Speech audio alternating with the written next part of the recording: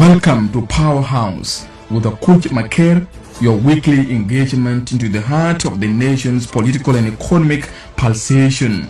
Live every Tuesday at 7 p.m. on SSBC television. This is PowerHouse, where realization meets empowerment, just on SSBC television. Hello dear viewer of SSBC PowerHouse with Akuch Maker. Today we take a deep dive into the political growing landscape of South Sudan, focusing on the two principal parties central to the 2018 revitalized peace agreement, the Sudan People's Liberation Movement, that is SPLM, and the SPLM-IO, SPLM in opposition. The ruling SPLM has recently taken a bold step by appointing young leaders to senior positions, signaling a move towards generational change and injecting new energy into the party's leadership structure. Meanwhile, the SPLM-IO is grappling with internal fragmentation following escalating tensions in Nasir and Ulang counties. The situation was further complicated by the arrest of the first Vice President, Dr. Akuch Maker, on charges of inciting violence against the unity government. In the wake of these developments, an interim leader, Stephen Parkwall, has emerged, though his leadership is being contested by loyalists of Dr. Akuch Maker. With all these rapid developments taking place against the backdrop of the slow implementation of the peace agreement, we bring in young political voices to unpack what this means for the country's future. How will these changes impact party cohesion, the peace process, and the path to the upcoming December 2026 election? But first, let's take a brief overview of the peace accord. The revitalized agreement on the resolution of the conflict in the Republic of South Sudan of R-Axis was signed on September 12, 2018 in Addis Ababa, Ethiopia by the SPLM, SPLM-IO, SOA, among others, and civil society, youth and women's group to end the civil war that has erupted in December 2013. The key objectives included ceasefire and security, permanent ceasefire among warring factions, power sharing that led to the formation of the revitalized transitional government of national unity, Artigonu, bringing together President Salva Kiir and first Vice President Dr. Akuch Maker. Additionally, institutional reform indicated overhaul of the government, security sector, judiciary and economic, organizing free, fair and democratic elections by the end of the transitional period, establishing mechanisms for truth, reconciliation and healing. While the agreement has succeeded in reducing large-scale violence, its implementation remains slow, especially in the unification of army forces, drafting a permanent constitution and organizing elections, now scheduled for December 2026. So joining me now are political analysts. We have Andrea Mabur, who is political analyst. We have Boboya James Edimon, who is also a political analyst, to analyze the political landscape of South Sudan currently. So welcome to SSBC PowerHouse with Akuch Maker. Thank you so much for having us here. Just to begin with our question, we have seen recently the SPLM recent reshuffles that was on Tuesday that have brought younger leaders into key party position as senior figures step aside. So what do you make of this generational transition within the SPLM top leadership? Let's begin with you. Yeah, thank you so much. So I think I just want to say that there's been two schools of thought when people saw that there seems to be a bit of acceptance from the high leadership of the SPLM in terms of beginning to think about local leaders or young leaders taking leadership position. This is a good news for many young guys who want to see that SPLM is becoming more younger, but also it's too much worrying for many people who have actually suffered and liberated this country. For example, there has never been consultations within the structure of SPLM to really know who could be the potential person to be in second in command. We do know from the political perspective and from the reading of the constitution of the SPLM is that it's the prerogative of the the chairperson of the SPLM to choose his deputies. That's also correct. But of course, one thing that people don't know is the choice that the president makes, or the choice that the SPLM chairperson makes in terms of choosing who they think could be a potential person in that. So one thing that I really feel that needs to be done is that the lack of democracy within SPLM is something that could bring a lot of disunity, because right now we've seen the leaders who have fought in this country for many years, they went quiet. We don't know what they're planning. I know there are some guesses in the media in terms of people coming to the deputy chairperson of the SPLM, Dr. Bolmel, to sort of say, okay, you're our guy, you're a guy. But it has been like that for many, many years, where people just embrace you because they want to get something from you. But if they don't get something from you, that's when we begin to see the cracks. There's a deeper cracks right now in the SPLM, but those cracks are not coming out more well. In the next few months, a few years to come, that's when things will happen. All right, let's hear also from Andrea March. Thank you for having me. I think SPLM party or SPLM as a movement went through a lot of changes since 1983. And what we saw this week, this is a must, because people have been calling for years and years that there must be reform within SPLM. Even leaders who were there, those of Pagana Moom, who were there, who is outside, who was Secretary General, and the rest were calling for reform in SPLM. And I think this is part of the reform. In Africa, we have so many liberation movements, and SPLA was part of these liberation movements. If you see in South Africa, we have ANC, was led by Nelson Mandela. We have ZANU-PF in Zimbabwe, led by Robert Mugabe, NRM in Uganda, led by Yoweri Kaguta Museveni. All these liberation movement, they came, but they had challenges in implementing their agenda. And SPLM was part of this. SPLM fought hard for the liberation of South Sudan, but yet it was facing difficulties in state and nation building. SPLM was facing difficulties in transforming itself from a guerrilla movement to a political party that could govern a diverse nation like South Sudan. So I think, of course, there is division as to whether the appointment of someone like Dr. Benjamin Bolmel as a deputy chair was right. We are hearing this in social media and even in SPLM. But Dr. Benjamin Bol, first of all, he is a member of SPLM. He is one of the young leaders of SPLM. And he deserves also to be given chance. Yes, I may agree with him. We may have different opinion, but what will fail him as a deputy of SPLM is not our opinion. What will fail him is when he don't deliver on his promises. So I think it was a right thing from His Excellency President Kir Mayardit to inject new blood into the system of SPLM. We have leaders who have been in SPLM for more than 40 years.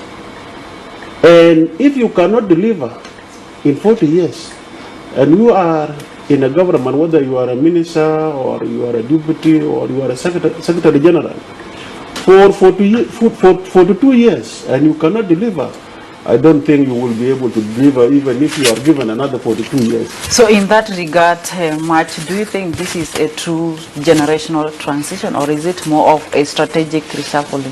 I will not call it a generational transition, because every generation has right to be in SPLM and to be in a government. It is just internal arrangements within the party. And I expect, and I do agree with my brother, Boboya, that there is division within SPLM. And we call on SPLM to rally around their leaders so that they can bring peace to South Sudan. Because if there is division in SPLM is not stable. If there is conflict within SPLM, it will reflect itself. But we have not heard from the SPLM members about the division. No, we never heard.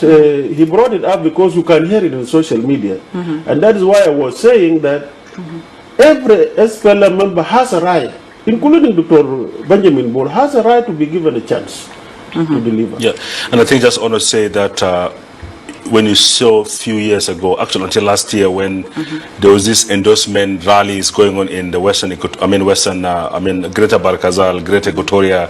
One was supposed to happen in the Greater Upper Nile, but it never happened. If you look, for example, the one of Greater Equatoria, it has always been to please the president, but not really to show that there's a unity within the party. So SPLM has been revolving around the presidency, and Salva Kiir Mayardit, His Excellency, is the only fountain that sort of become the unifier. Right now, there's a lot of heavyweights who want to cause problems, but they feel they have to have the loyalty and the respect to the president. Now, if the president factor is not going to be there, there's going to be a lot of fight within the SPLM, because they look at Bolmel. I like what you say, that Bolmel is a member of the SPLM. But for me, I regard it as somebody who has been a bit of outsider without playing those politics in the party for many years. But the guys who have been there for 40 years, whether doing a good job or dirty job, but they're a member of the SPLM, they are known in the history of their liberation in terms of their contribution. But some members of the SPLM, they are in different sectors, in economic sector, in development sectors, like the way he was handling the road sector. He has been viewed as somebody who comes from the private sector. He has never been completely doing development for the SPLM. No, doing development for the private sector for himself in the name of SPLM, but not contributing as SPLM. Because let me tell you, Bolmel became more known during the implementation of the peace agreement because of ARC and ABMC. He has contributed economically more significant. And even some of the gains that he has gotten is not to be regarded as SPLM gains, because of the gains of the unity government. All the parties, including React March and the rest, are part of that process. But what I want to say is that, as my colleague talked about, it's now up to Bolmel, Dr. Bolmel, to begin to define what kind of leader does he want to become. Is it a leader that builds bridges, or does it a leader that destroys bridges? Is it a leader that reaches out? Because for Bolmel to succeed, he has to reach out to the SPLM-IO. He has to reach out to the SPLM in government, which is right under his leadership right now. He has to reach out to the real SPLM under Pagana Mum. And there are also other SPLM, by the OPP and some of the Sao groups. Those are originally SPLM guys. So there must be a strategy of how can we win out, not the old cadres, because we really don't want them to go and win the old cadres. The business for the old cadre is gone. It's the business for the young cadres within those parties. He needs to get them on board and begin to define a vision for SPLM and begin to build a strategy for moving forward. I saw some people say, we know where we're coming from, but we don't know where we're going. So we need to begin to define where are we going as SPLM, because he said very openly that where there's a dysfunction within the SPLM, there's going to be total dysfunction within the whole South Sudan, because it's a party that runs the program in government. And the good news is that Bolmel is a vice president, economic cluster, and also the deputy now within the SPLM. He has to play a significant role, because, I mean, the president now will have to take care of the entire country. but the affairs of the party is going to be taken care of by Balmoil and his cadres. Obviously, we know that there's also a young person who has come in to be a deputy. To go with that, deputy, now we have seen the recent appointment. There was a lady also, Mary Apai, as the second deputy, something that has not been happening before, because if you see the previous top leadership of the SPLM, it was all dominated by the men. So do you see this as a new strategy towards gender inclusivity in terms of building peace? Yeah, Mary Apai, for many years that I know her, I probably know her for 30 years now in being in politics, being in the army and also in politics. She's good in terms of building, relationships with young women, old women. She's good in terms of even mediating, right? And I know the chairperson of the party, His Excellency President Salva Kiir, knows why she was actually brought in there to help in the mediation process. She plays a significant role in terms of the gender question, but also to bring diversity within the SPLM as a party. But above all, she's also representing the major political force, which is the Equatorial region, right? But it depends on how she's going to be utilized. If she's just going to be there to fill the token, and then SPLM become a dominance of one or two people who decide in one of the areas and they just come and implement policies within the SPLM, I promise you, SPLM will never be the same moving forward. And I know there's also a lot of disgruntled in also that process. What do you think of appointing a lady in the top leadership of the SPLM? Before I answer that, I just want to go back a little bit on the issue of Dr. Benjamin Bolmel. Of course, people are saying that Dr. Benjamin Bolmel is an outsider who came from outside. And this might not be true, because SPLM went to Bush in 1983 to make South Sudan and Sudan inclusive of all. SPLM should not be a property of a few individuals that should be excluding the rest of the members who are on the lower rank of the SPLM. If we are looking at young people as outsiders, then the party will be only for the war.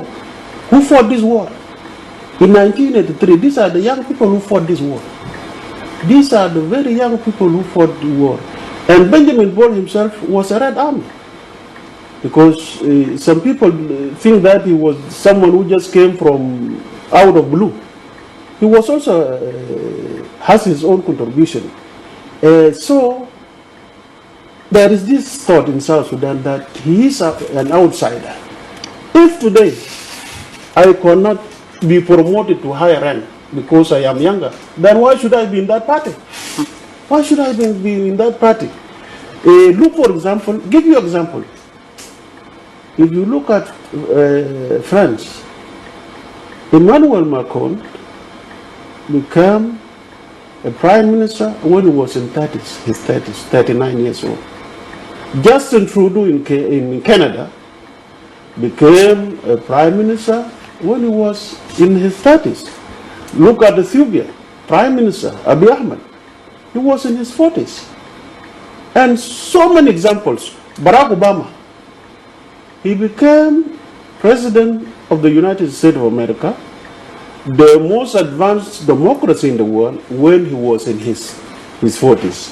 And people did not object to, by the way, Obama was not the most senior member in his political party, in his Democratic Party in America. Obama was not the most senior. He was in the low rank. But because he has energy and he has a vision, he was brought up. So I think whether we agree or disagree with someone like Dr. Benjamin Bolmel, he deserves a chance. Not as an SPLM, as he has a right as a citizen of South Sudan to be in any. All right. We are focusing much on the changes in the SPLM. So what reforms should Dr. Bolmel and his deputies implement to ensure cohesion and sustain unity within the SPLM? You were talking of internal division before. So what reform should they? So first of all, they have to do something we call a reanalysis. They have to revitalize the party. They have to begin to build real party structures from national level all the way to grassroots and make sure those party structures begin to function. That's number one. And they have to begin to develop a program where all these party structures need to begin to implement. And one of the party programs that they need to implement is peace and reconciliation within the party. Introducing democratic processes within the party, internal democracy, and allowing leaders to begin to be filling those positions. And then Bolmel and the rest of the parties need to begin to work on a proper manifesto, a program for SPLM as a party. And these programs needs to be made public, and every South Sudanese needs to be educated on these programs.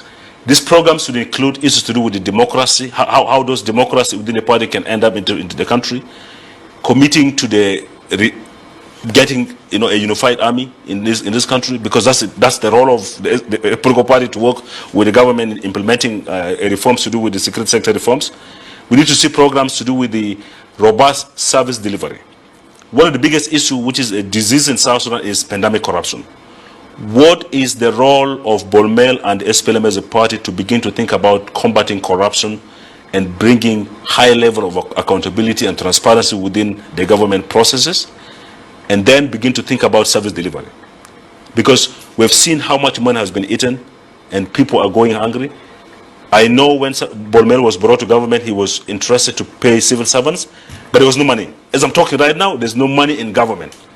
They want to try, they want to do something. So it's a good opportunity. That's why when I talk about Bolmel as an outsider, I'm not saying because he has not contributed to SPLM. I'm saying he could bring a new energy and a new thinking to the SPLM. Yes. He may not be a very strong advocate of the ideology of SPLM, because I still don't know where the ideology of SPLM is right now, but he may bring some kind of programs that can redefine the ideology of SPLM. So I think those are the few things that I want to talk about. But also, one thing that I also want to talk about is that it's an opportunity for Bolmel to even begin unity or purpose within government, with the SPLM-IO, with all these other, which we'll talk about, other parties that are not part of that. I know there's already good news of other parties that begin to align with SPLM, but they should make, it is not just align to SPLM because they want power. They should align with SPLM because there are programs that can be introduced and implemented to bail South Sudan out of the current crisis. Okay. Now, I think what the new leaders of SPLM need to do is, first of all, to ask themselves the first question that took us to the bush in 1983. We went to bush as people of South Sudan and fought the successive regimes of Khartoum, not to come and fight ourselves again. So much, we just, to cut you short, we just need the reforms agenda that you think the Dr. Mill and his deputies should implement in the SPLM party. Of course, the reforms is here. You need to restructure the SPLM, the party. Number two, you need to implement the peace agenda. And when we mean peace agenda, we have to explain what peace is, because we completely misunderstood the meaning of peace in South Sudan. For some politicians, they think peace is about power sharing. And peace is bigger than power sharing. You need to put down a rule of law in South Sudan. You need to disarm the civil populations. You need to build a one unified national army that will pledge allegiance to the constitution of the state. And you need to go for reconciliation. As I told you earlier, we are a diverse country with so many communities. Bring all these people together. So in that case, what is the future of the SPLM as the ruling party in South Sudan? Can it continue to lead effectively amidst rising expectation and internal change? It will continue to lead only if it renews itself. The way SPLM have been doing things for the last 42 years was not right. There were challenges. So I think SPLM need to inject new blood and go back to the vision of SPLM and bring peace and reconciliation to South Sudan. And I want to say that the only way SPLM can be respected and SPLM can be trusted is not because of the guns and buying people. It's by creating programs that people participate in. If they create, for example, economic activities, for example, major road constructions, bridges, hospitals, railways, something like that, the young people can get employment, and they will say, oh, we get employed because SPLM is providing those services, right? So if there are no programs that allows people to participate in, they will continue to look at SPLM as a party that has bring misery to South Sudan, a party that has made people to become more problematic. But the government consists of other parties involved, and it is the role of the entire government. Yeah, but the party that is known, the others are just collaborating with the party. By the way, that's how we define it. Yes. It's the SPLM that is number one, It's the ruling party. It's the ruling party, and the rest are collaborating and cooperating with that party. The leadership is from that party. And then let me tell you, right now, as I'm talking about, before, of course, there were deputies, but those deputies do not have power. Bolmel has the power more than the rest of the other deputies moved for many years, other than Rakmachar before, right? So now every eye is on Dr. Bolmel. What will you do? How will you work with the president and the chairman of the party to begin to introduce those programs? Because he's trusted by the president. He's trusted. But for him to also build trust within the rest is by beginning to create programs and positions that can allow people to work. Not filling those positions because, as one of my experts says, about power. It's not about power. Let's leave power aside. Let's just do power for development, power for service delivery, power for democratic dispensation, power for addressing violations of human rights, power for making sure that accountability and transparency is enhanced and improved, power to allow structures of government to work. Let me tell you, right now there are only 5 or 2 people within the ministries, ministers that are working. The rest of the ministers are not doing their job. Parliament is dead. Not really dead in terms of the operations, but because they're not been financed. You see, yesterday when the speaker went to speak to the president, one of the reasons is why they're not able to function because there was no money for members of parliament, right? Yes. So SPLM has the opportunity to begin to get resources and allow, even now we're very good because the budget process is going to kick off. So where there's a political will, you'll see changes. Right now, we're looking forward that there's a new leader with the new blood, not only in SPLM, but look as an outsider, but it's going to be in the government, it's going to be in the party. People are rallying around him. They like him.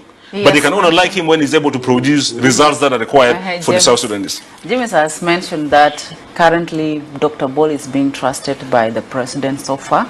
So what role should the recently removed SPLM deputies played in supporting the new leadership and contributing to national development?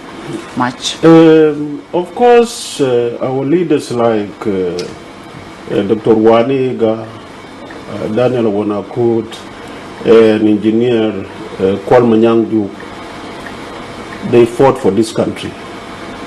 And they are our heroes. And I'm sure, I never heard from any of them, not even from Kwalma Nyang or Wanakura Wani, saying that I will be in SPLM forever. I will be in the leadership of SPLM. They never say that. And I'm sure they are going to support any leader who is coming, whether it's Bolmer or any other person. These are humble leaders. We know them very well. They will support them. But what we need now at the moment is to rally behind these new young leaders. And you were talking about the issue of accountability. Yes, it's one of the issues in South Sudan now. People are talking about mismanagement of our resources. And I think SPLM has to tackle this issue. Direct resources of the country for development, road infrastructure.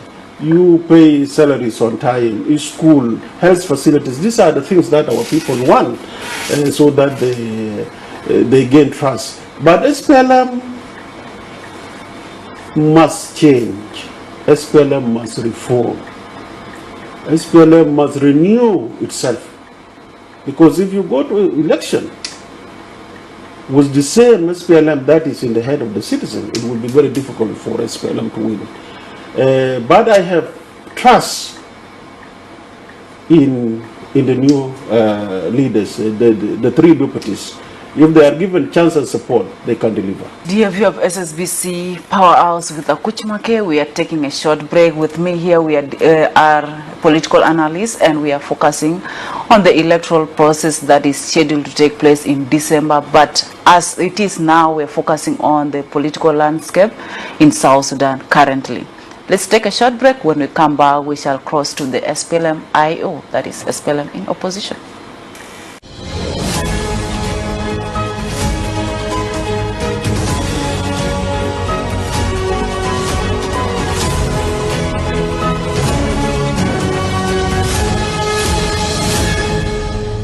Welcome to Powerhouse with Akuch Maker, your weekly engagement into the heart of the nation's political and economic pulsation. Live every Tuesday at 7 p.m. on SSBC television. This is Powerhouse, where realization meets empowerment, just on SSBC television. Hello dear viewer of SSBC, welcome back from that short break. Now to proceed, before we took a short break, I had talked that we are going to focus now on the SPLM-IO. Currently we have witnessed growing disintegration within the SPLM-IO following conflict in Nasir and Ulang counties. Members appear to be divided, some backing Dr. Riek Machar, others aligning with Ambassador Parkwal. What is your current assessment of the SPLM-IO? Baboya. Yeah, I just want to say first, thank you so much about this particular topic, a very interesting topic. For many years, I've been studying this SPLM-IO. I know 5 things from that party. One is there's too much of desperation. And this desperation in terms of everybody wants to become a leader within that particular, I don't call it a political party, I call it peace party. Number 2, is this arrangement of defining the party as one family party is actually made a lot of people get confused. But the good news is for SPLM is that so long as Riek Machar is there, they still believe SPLM is intact. Because I think one thing that brought SPLM together was that the character of Dr. Riek Machar is somebody who can hold the president accountable, and therefore there will be reforms, right? They've seen that it's not happening. But when they see Riek Machar and His Excellency the President coming together, many South Sudanese believe there's a peace. And I promise you, when you see the President leaving the country and Riek Machar going to the airport to send him off, and they posted on social media, everybody feel happy, right? Peace is being built in South Sudan. But now, there's a invisible hand, I don't want to say where it's coming from, of dismantling this SPLM party, SPLM-IO party, so that it's become like distorted. And Ambassador Pal take that as an opportunity. The bad part of that is that they've never learned anything called lessons learned. Because even Taban Dengai tried this, it never worked. Riek Machar was in South Africa, but he came back and became the first vice president. So right now they are, I don't know if you call the Intigano has defined the SPLM party into 3. There's SPLM in detention. There's SPLM in conflict with the law. There's SPLM in the run, and there's SPLM in government. And they say the SPLM in government is PAL. PAL is not in government because PAL is just individuals who are still loyal to the SPLM that is actually in conflict with the law, as somebody talked about. So all these things that you see are just to create confusion. And let me tell you this, to be honest with you, from the political perspective, analytical perspective, if I were to be the president and I am giving power to the young people within the SPLM itself, why also allowing Riek Machar to be in the SPLM and playing a factor, right? I would want to get a younger guy also from there to take leadership, right? So that I leave the country with young leaders, right? But the issue here is that if they would have maybe called each other and say, can you step down? I want to step down and let us leave the young leaders to take this country. Maybe they would have, something organic would have happened. But that was not what happens in South Sudan. But I want to say this before I submit to my colleague is that the moment and the more we see this conflict, and we've seen over the last 2 days, letters been coming out, I dismiss this, no, you don't have no power to dismiss me and things like that. This kind of fighting has paralyzed the agreement implementation. Even the fight in the SPLM itself, I promise you, in the next 2 weeks, 3 weeks, 3 months, so long as there is no proper sanity within the SPLM, there will never be the proper implementation of the peace agreement. So right now, the peace agreement is like on my table. It's not been implemented. And even for us to talk about reforms for elections, it's not going to happen. Because we've seen, for example, there's no leadership within the SPLM anymore, SPLM-IO, but a bit of leadership from the SPLM. But then what happens within the presidency is something that's not happening right now. The Council of Ministers, if it's going to be happening, is not going to be discussing about reforms and taking this peace agreement forward. Much. Of course, it's very unfortunate to see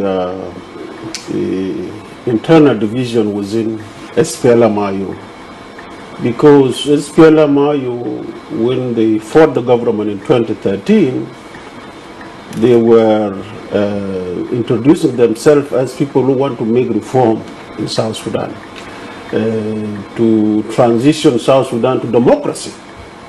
But that democracy is not being reflected within the institutions of SPLM-IO led by Dr. Riek Machar. And I do agree with my brother Buboya that there is a power struggle. Even when Riek Machar was still outside, there are groups. And most of the people now in the government, they were SPLM-IO. The agreement was signed in 2015, 2016, war broke out in J1, and some SPLM members, they decided to remain in Juba. Some fled the country, and those who were in Juba, they were claiming to be SPLM-IO, and later they joined the government, using the ticket of SPLM-IO. Yes. And now, even those of PAL, they will join the government using the ticket of IO, but IO will still be there with Dr. Riek Machar. This is a dilemma. What is this telling us? We are in South Sudan, we are being confused by politicians who are affiliated to communities and tribes. And the entire country is being held hostage by these politicians.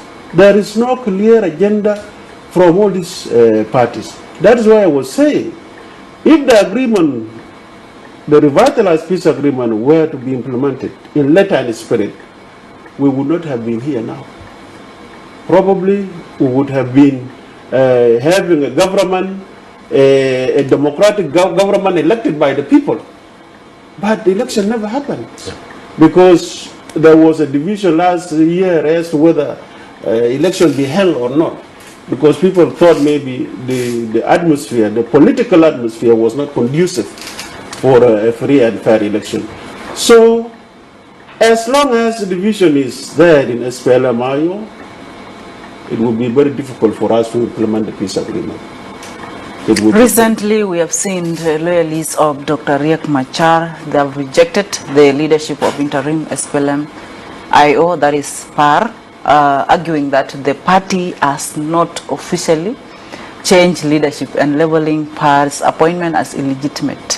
However, on the other hand, we have seen PAR was elected by a few members of the political bureau of the SPLM-IO. So do you believe the SPLM-IO is falling apart? I don't call it that PAR has been elected. I mean, from the legal, I'm not a lawyer, but I understand the law.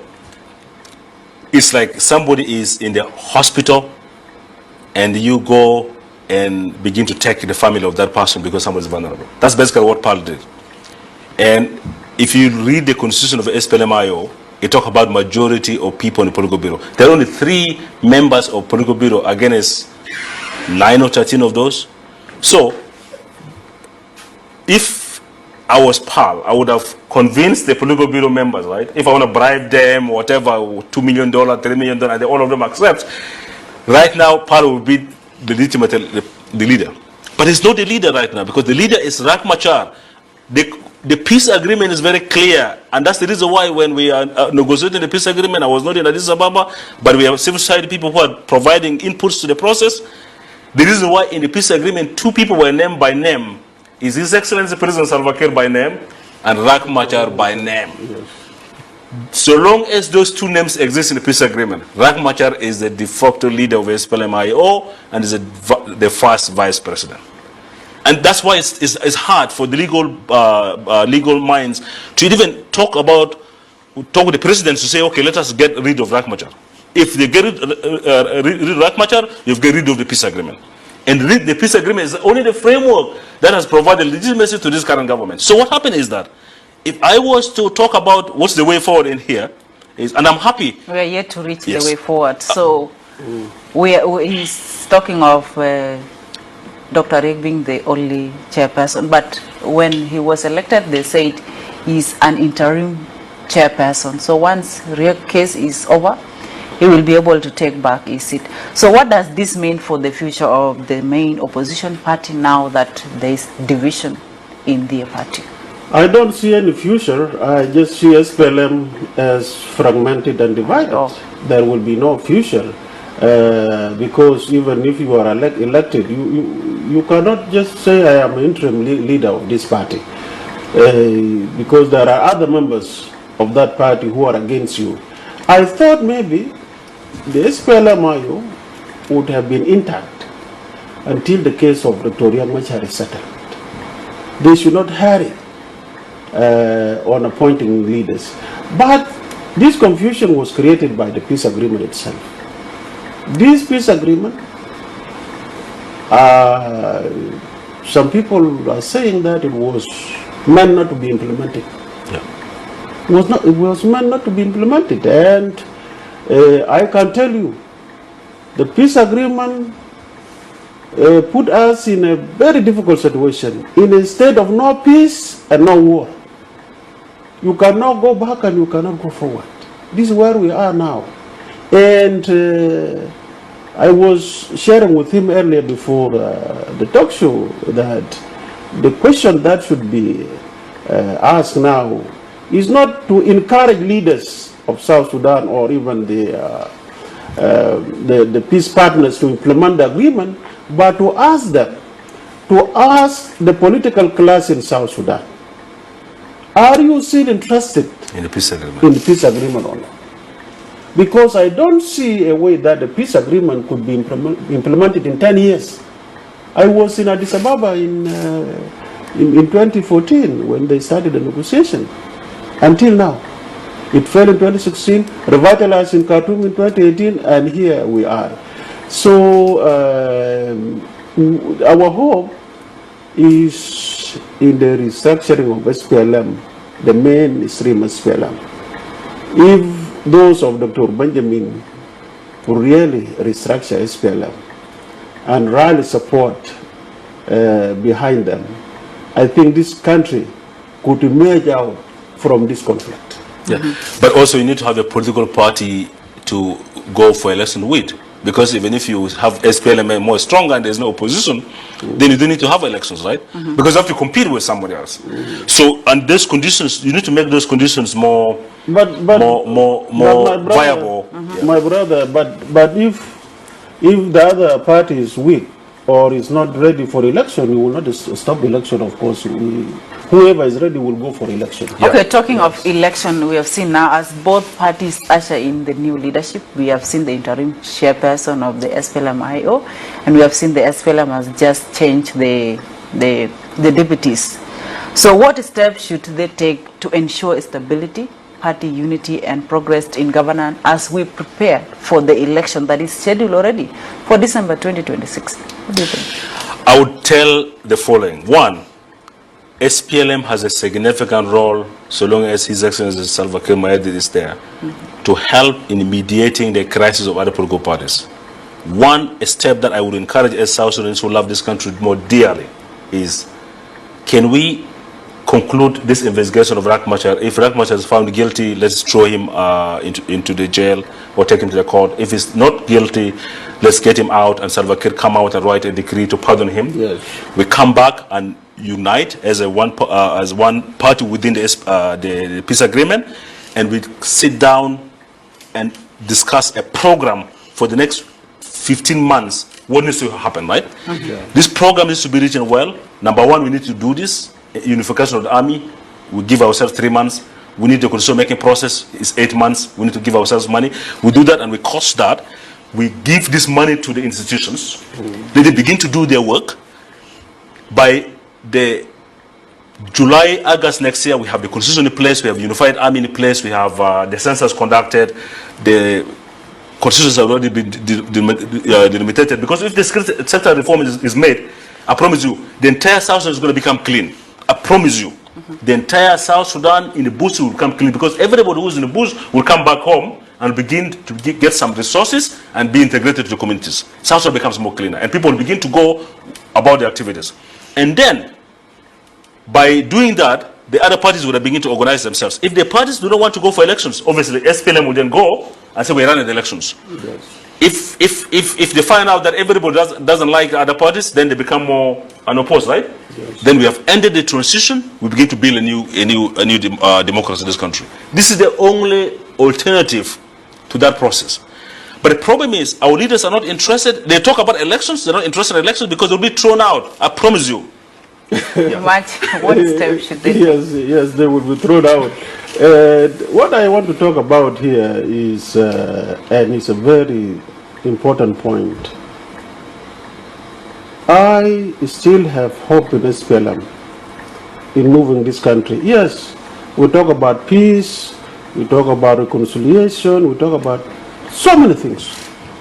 But the problem of South Sudan is in our mindset. It's in our brain. First of all, we need to define what we mean by peace in South Sudan. And I would like to see the new blood injected in SPLM, the like of Dr. Benjamin Wall, to try to change the mindset of people in South Sudan. One, for us, what is a government?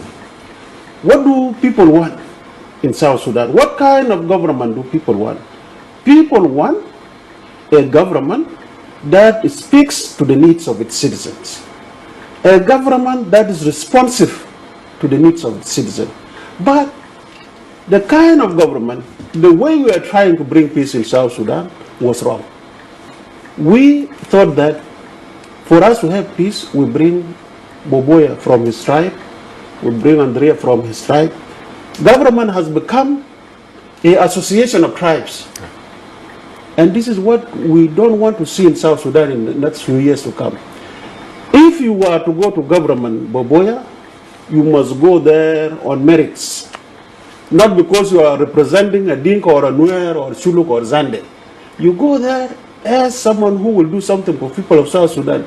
That is why people are fighting, say, I don't have someone in the government. Ana mind dissolve Hukuma. Can ana mind dissolve Hukuma na mashakil. Much. And government is not association of tribes. This is very important. This will solve problem of South Sudan. It's not association of tribes. We have to make this clear. We should stop appeasing warlords who are fighting in different parts of South Sudan. People are being killed.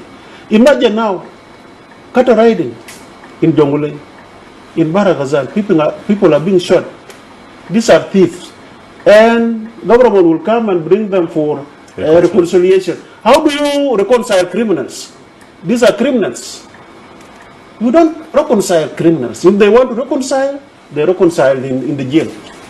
This is where they belong. So we have a misconception about peace. So we would want this time to change our mindset. Government is for people who are fit. Is not a representation of tribes. All right, March, we are winding up. Do you see these recent changes in both SPLM and IO will accelerate the implementation of the peace agreement in the country? I see two things. It's going to slow the implementation of the peace agreement, but at some point it's going to, if the leaders work well, it's going to accelerate. And it will only accelerate, for example, if Dr. Benjamin Bolmel begin to come up with a new spirit. I warned Dr. Bolmel when he was appointed the vice president, when he began to talk about. I mean, first of all, he talked Dinka, and I said no, but that's not leadership, because not every South Sudanese speak Dinka. We have 64 tribes. Then he said, no, I was just speaking that because there's a particular message I want to pass out. But if he's begin to create a new strategy of unifying people, as you said, and do not, first of all, you need to work to mend the social fabric, and also begin to say, I am not a leader of one tribe, I'm a leader for all the tribes, so that people, because you need to get a political base. You can only succeed if a politician you have a political base. So he needs to up his political base by making sure everybody becomes part of his journey. And then, as I said, and I'm still emphasizing to here, he has to reach out to the other political parties and help them to unite them. Without that unification, there will never be any new energy. Do you think to those that. Political, then the last aspect other political parties will listen to him? If he put himself as, because he's in different party. No, come on. These guys in the hotels, they drink, they eat together. They know what they're doing, but only when they come out, they look like they're different political parties. I promise you. That's what Dr. Ragmajan said. People come to me at night, we discuss, we eat, but when they come and say, don't tell the president that we have been together, right? So let them use that strategy to come together. And then the second thing I want to talk about is, this is an opportunity for Bolmel for two things to do. One is for him to clean himself as a charismatic and a guy who can lead this country. And he then needs to work with the international community to clean himself so that the sanctions are lifted. And I want to bring this example. The president of Syria was sanctioned by America, European Union, and the rest of the countries. Yes. But he came with a program that resonates with Americans, resonates with the European Union and the other countries, right? Yes. Do you know what happened two weeks ago? The Americans have lifted the economic sanctions and the European Union have lifted the economic sanctions, right? Money is flowing into Syria now. The banks are now open. The ships are working. Bolmel has the same opportunity to work with Americans, to work with the British, to work with the European Union, to work with the African Development Bank and the World Bank and the rest, to begin to attract them to come to South Sudan and begin to invest in this country, because he says he's a de facto leader. But if he doesn't do that in the next few months to come, there will be a lot of work. Because right now, there's a break. But the mistrust is not only about the political parties. There's also mistrust between the international community and our own leaders.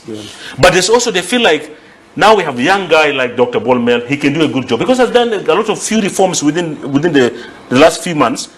He should do it in SPLM or he should do it in the government. Because then we could see that something better is happening.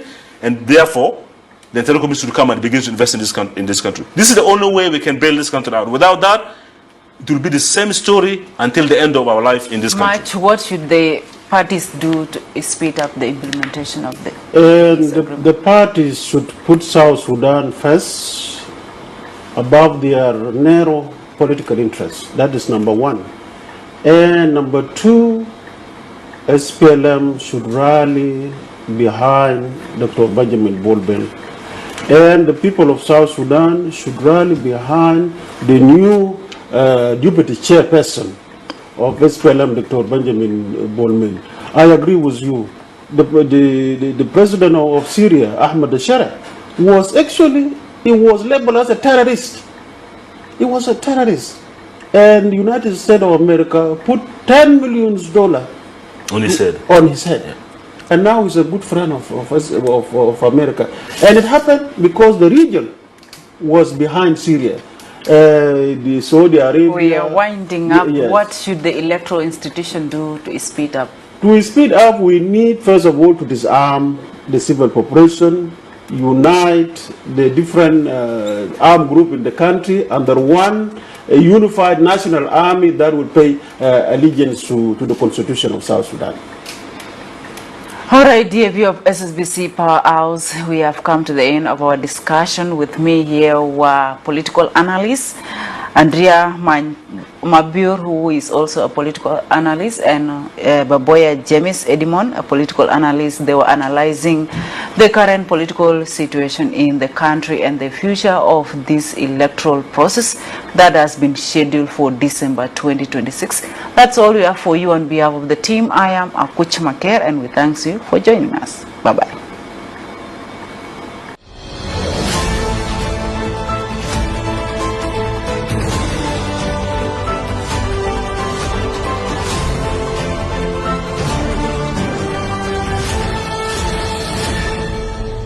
Welcome to PowerHouse with Akuch Maker, your weekly engagement into the heart of the nation's political and economic pulsation. Live every Tuesday at 7 p.m. on SSBC television. This is PowerHouse, where realization meets empowerment, just on SSBC television.